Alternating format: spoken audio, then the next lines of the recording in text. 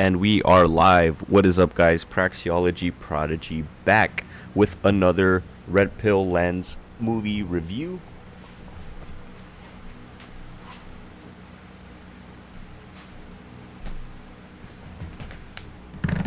And today we have The Matrix.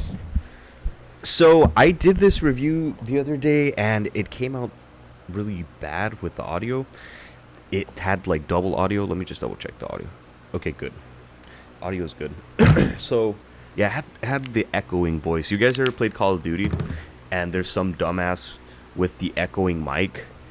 Like he has his speaker on his TV, like the output on his TV, but the input on his mic, so it's constant echo. It's just like, yeah, it had that audio issue on there. So I'll make this quick just so that way we can get this over with and in the past. So let's jump right into it.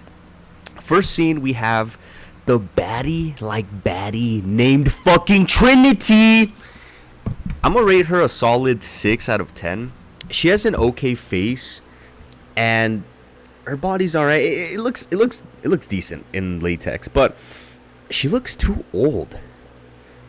She looks dried up and used and twinkified too much. But then the short hair she has in this movie makes her look masculine. So you compound all those things. It's I can't give her anything more than a 6, right? But she uses some badass moves to fight off the cops and the agents. The agents pull up and they look cool as fuck, man. No cap. I'm gonna try to get a badass agent suit for Halloween this year or next year, whenever, and look like a fucking agent. That shit will be sick. But yeah, they pull up, cool. They have a badass chase scene with the bitch, and she barely escapes. And we're not even 5 minutes into this film, and we're already seeing the strong and independent female trope, which is cool, I guess. But yeah.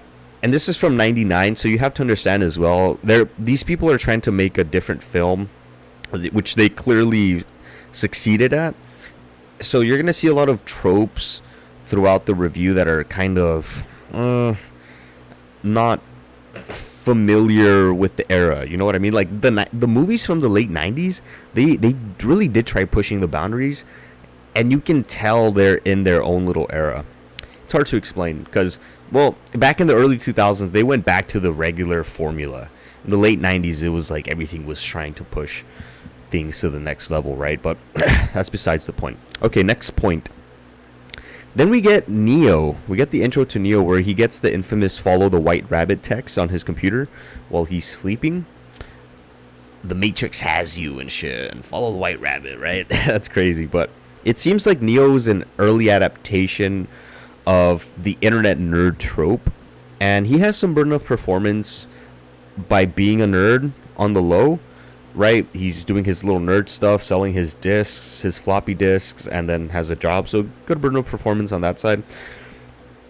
But low Trinity in his personal life, with which he can improve on, right? Looks, could put a little muscle on that frame, which he looks kind of lean when he's in the, like in the later part of the films, and actually in the he could use just a tad bit more muscle, but he's natty. He's natty, so he's good. I mean, he's good. Hey, he's in good shape, man. He's lean. Come on, leave him alone. Good Trinity on that looks part. He doesn't need any crazy transformation, but you know, just a little more chiseling would do the trick, right? Then he has some status. You could say he has status with the. No, not really, because, well, can you consider an infamous internet nerd, like some guy that's famous on 4chan forums? Could you consider that status? You can, yeah, because in his contextual area, he has status. And then also network, he knows these weird, crazy people that show up to his front door. And well, obviously, it's the follow the white rabbit people, where he follows them. And the goon that shows up to the door, he gives him a little pep talk as well. He's like, you sounds like you need to unplug, which is a cool reference to the theme of the film, or a foreshadow, however you want to see it as, right? But yeah, that's cool. Next point. Then we get Neo at the club where he finally meets Trinity, officially. It seems like Neo doesn't have any game also, like whatsoever. He needs to work on his game aspects, right? So Trinity talks to Neo about the Matrix. It looks like Neo has zero frame as well. No game, no frame. In this scene, at least from what we can tell. He's getting outframed by a female, by a hen. I'm kidding.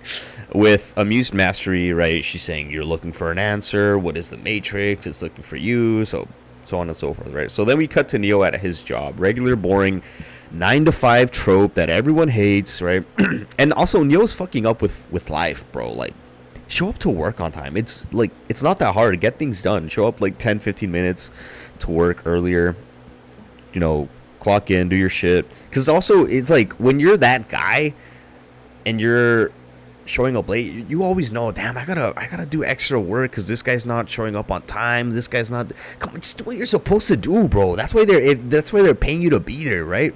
If you don't want to be there, you can go somewhere else, man.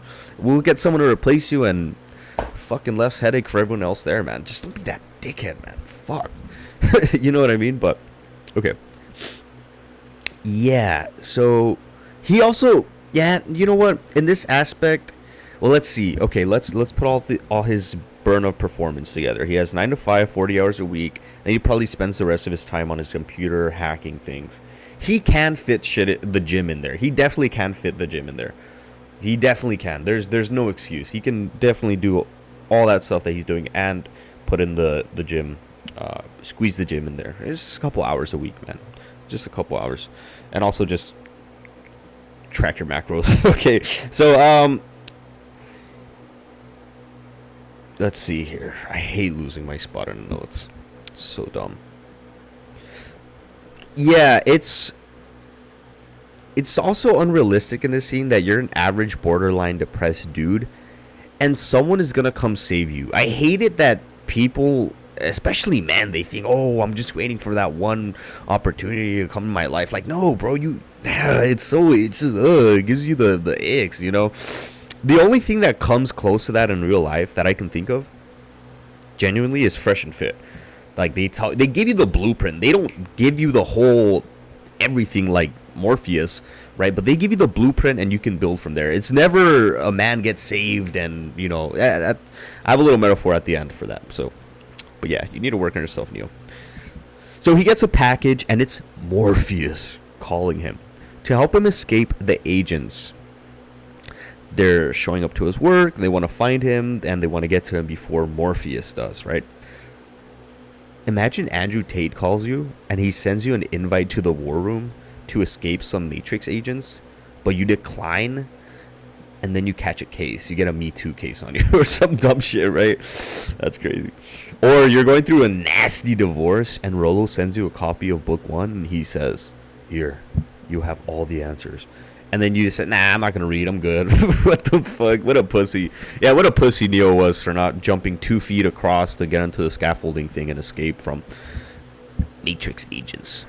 But to be fair, he didn't know what they were at the time. All right, but anyway, next point. Also, before I continue, I just want to let you guys know, I'm going to be glossing over a lot of red pill metaphors and tropes just because they don't really contribute anything to the intersexual dynamics aspect. They're just cool references. If I do that, I'm basically gonna make this not a movie review but a movie reference comparison to the actual red pill, which everyone kind of gets the gist already, and I'm just vomiting things out. Maybe I could come back and revisit this and kind of make never mind. That's I have an idea for what I could do with this movie, but you guys will see. All right, so next point. Then we get the camera room scene. And bruh, Neo he's somewhat of a badass. He has some balls. You can tell he has some ball sack. Natural ball sack sweat. Natural ball sack hair. Natural everything ball sack related, right? He has some natural balls. Imagine you're in a room with these dumb Matrix agents and they're trying to make you sell your soul. And then you give them the finger. It says, I want my phone call. That takes some hairy balls to do, man. I'm just saying. Alright, but yeah, the Matrix takes away his mouth. He cannot speak. Doesn't that scare you guys? This movie came out 25 years ago to this year. Right? We're in 2024. 1999, that's when it came out. And they're predicting that the Matrix will try to take away your voice and your right to speak, like with censorship and everything that's going on, right? Which everyone knows, it's all censorship. It's all everything that's misinformation is just another guise for censorship, which really frustrates you if you see like the writing on the wall, but people can't see it. It's like they have a blanket over their eyes or something. Whatever. That's for another time. But yeah. We cut back to Neo at his crib, and he's about to meet Morpheus. And while he's in the car with Trinity, and the other masculine bitch that's there too, and the guy is driving, of course. Let the man drive. Yes. I'm kidding. But the shit it shows you there is just like, it's some simpy Neo type of stuff, because he lets this somewhat above average chick woo him into meeting a certified terrorist of the Matrix. You know what I mean? Like, it's pretty simpy, if you ask me. But yeah, it takes some balls to do that too, meeting a terrorist. Right. So then the scene that started it all, Morpheus gives a description of the Matrix. I think this is where he gives the description. That's where I wrote it. So I mean, where he says the Matrix is a cage. You can't smell it. You can't feel it. All that shit. I don't know if it's there or when he unplugs him and then plugs him back in and kind of shows him the world that he's in with the TV and showing that there's no more sun on Earth. I think that's where it is. Okay, but anyway. Where the fuck did I leave off, Matt? God damn. Okay, yeah, so then the most famous scene of the century. He offers Neo the blue pill and the red pill. Stay plugged in or unplug. That shit hits different, man. Especially if you guys stumbled upon RP by complete accident. You're just like, damn, thank God I found whatever RP thing that woke you guys up was, right? But he's also right. There's no going back to before you take the red pill. It's just, you can't plug back in. Rolo explains this perfectly in the Red Pill Lens chapter in book 3. But then Morpheus tells Neo all he is offering him is the truth. Which is what, guys? Praxeology. Okay. Okay. Next point. Then we get the unplugging scene where he wakes up from his pod eating insects and soy. What the fuck? Tofu? Whatever the fuck he's eating in that pod. And then he gets saved, then he's getting rebuilt by his crew, and he gives the famous lines, "Why do my eyes hurt?" "Because you've never used them before." Excuse me. But yeah, he's getting rebuilt by his crew, money, muscles, game, frame, status. No, I'm kidding. But yeah, he's getting his muscles back. He's getting the computer programming to fight. All that stuff plugged into him and programmed into him, and learning all the programs. Basically grinding his Trinity, because they did say he's a champ for getting 10 hours of programs in him. So however you want to see it, I see it as kind of taking a shortcut, but in the world that they're in, right, you need the programs to function and be useful in the Matrix when you're on your missions. Okay, so yeah, he's accepting his burn of performance, right? So learning all these things, learning all these programs, trying to become better, which is innately RP in some way. Okay, so is it a shortcut? Sure, you can call it that, but that's just how, again, the Matrix, that's just how things work inside the Matrix. Okay, next point. Then we see Blue Pill Cypher. He gets jealous of Trinity catering to Neo. We see a little hypergamous filter thing going on here. She's like, he's a beta. This Cypher guy, he's a Blue Pill beta. This man is the one, the true alpha, right? The bitch finds the best of the best, the one, and is already being in her feminine. Then Morpheus takes Neo to the red dress training program. This is one of my favorite scenes when Morpheus tells Neo the line of, "These agents, they're all plugins. They're everyone and they are no one." That's crazy, man. That's crazy. Yeah, a good chapter on that is Blue Pill Alphas. Where's that? In book 3 as well, I think. Blue Pill Alphas? Or Religion? I don't know. Or is it the 5th book? I don't remember. Fuck. What the fuck? Anyway, yeah, chapter, whatever. Okay, next point. And we have Cypher again. He pulls up to Neo and he tells Neo, I know what you're thinking. Why didn't I take the blue pill instead of the red pill? Right? No one is thinking that, man. You can tell he just reeks of someone not wanting to accept their burden of performance and just going back to being a miserable NPC. That's what I get. That's what kind of vibes I get with someone that just wants to plug back in. They just don't want to accept reality, and they want to stay in their delusional fantasy of love and war archetype world and cling on to their dreams and hopes, which I get. This is why Morpheus and Rollo, they also say, like, you can only unplug someone at a certain age before it just becomes too late, before they have to really unplug by genuine experience, like the 65-year-old man that got divorced 2 times, and then he finally realized women love opportunistically, not idealistically. And I know that's in the first book for sure, but yeah. Okay, anyway, sorry, the sun's in my face. I'm gonna get a crazy tan, but I got my robe on. I got my polo Ralph Lauren robe on, so yeah. I'm just chilling here, and yeah, dude. I'm kidding. Okay, so let's see here.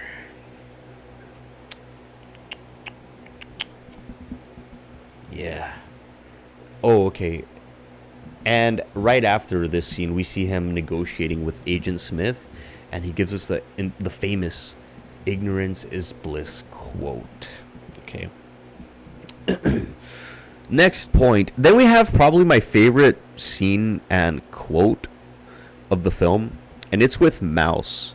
He questions Neo. He's like, "What is real? What is not? Do we know what tasty wheats taste like, or this tastes like, or sounds like, or whatever, right?" So you start being like, "Well, what the fuck? Like, if you're in the Matrix, then you really won't know what anything tastes like." That's why. Then he says that's why everything tastes like chicken, right? And I've tried alligator before when I was in Florida one time, and it tasted like chicken. I was like, "What the fuck?" I mean, it makes sense though. They're reptilians. They're reptiles, lizards, technically, because a chicken is a lizard. It has a beak. It has like lizard eyes. The skin and everything. It's just feather lizard with feathers. Okay, little dinosaurs. Okay, before I get off topic again, in this scene, he asks Neo about the lady in the red dress. He drops my favorite gem. He says, "Mouse, right? To deny our own impulses is to deny what makes us human." Damn, bro, that's deep, bro. That's fire as fuck, bro. How did they do it? I wonder what they were smoking when they were in the writer's room, because it was brothers, right? And obviously they're Transformers, but just wow, man. What were they cooking, man? Let them cook, man. Damn. All right, next point.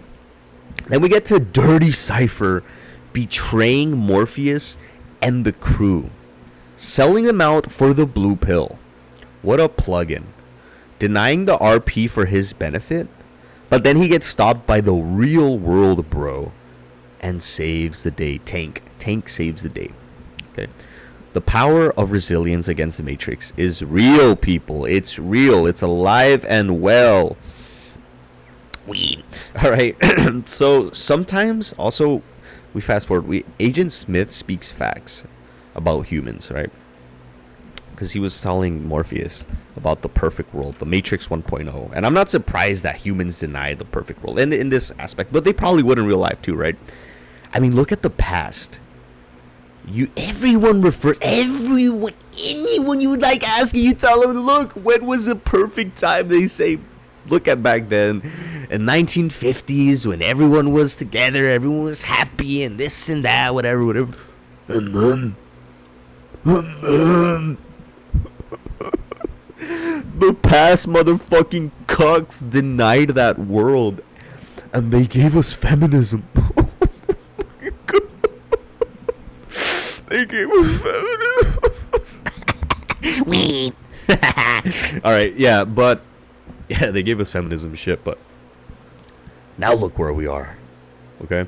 But yeah, we see a glimpse of the intersexual dynamics between Trinity and Neo. Just a little bit. This movie didn't really have much between them.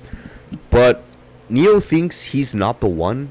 But spoiler, the Oracle tells Trinity she will fall in love with the one, so she knows it's him. Okay, but who knows? Maybe it's her time of the month where she's ovulating.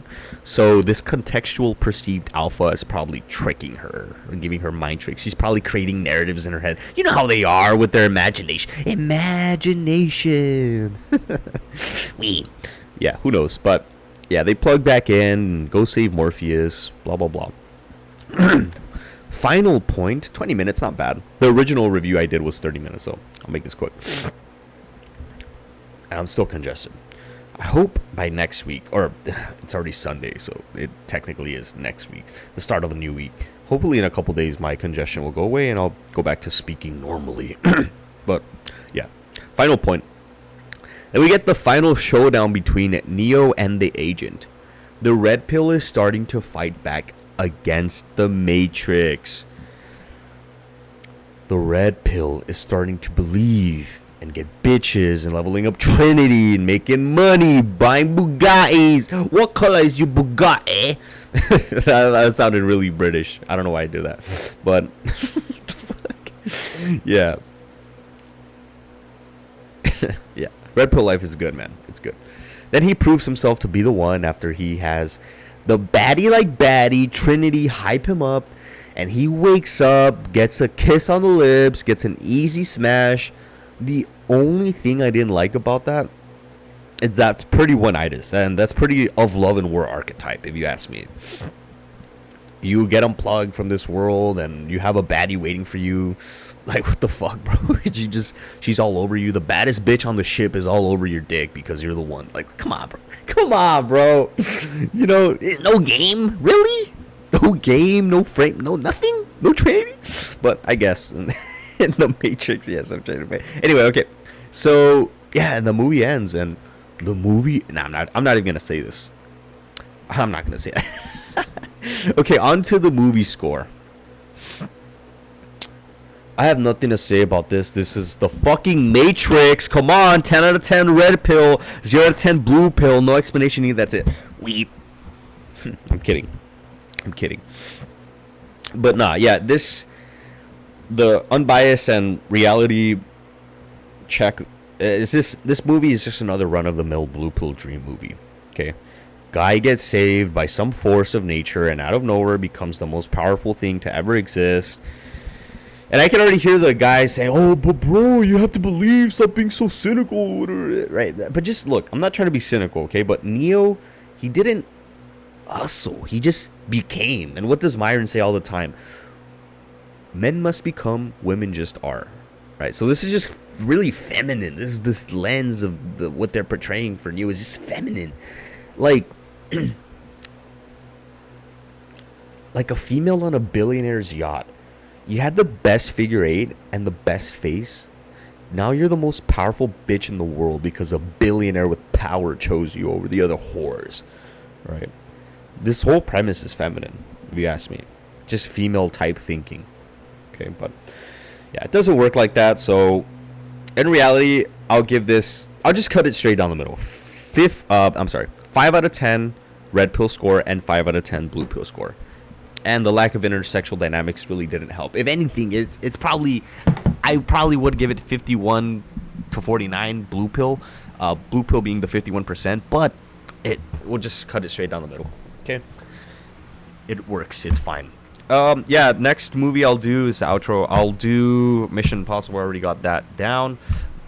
I was on Amazon Prime last night. I was like, fuck, what movie am I gonna do? And lo and behold, the Mission Impossible series finally became available on Prime. So I'll get that done and get that sorted out for you guys. And I'll come back to the Matrix and finish this eventually. I just wanted to get this one done because, well, I did it, like I already told you guys, and the audio was so fucked, and I just deleted it. I said, nah, I'm not gonna have this bullshit on my channel.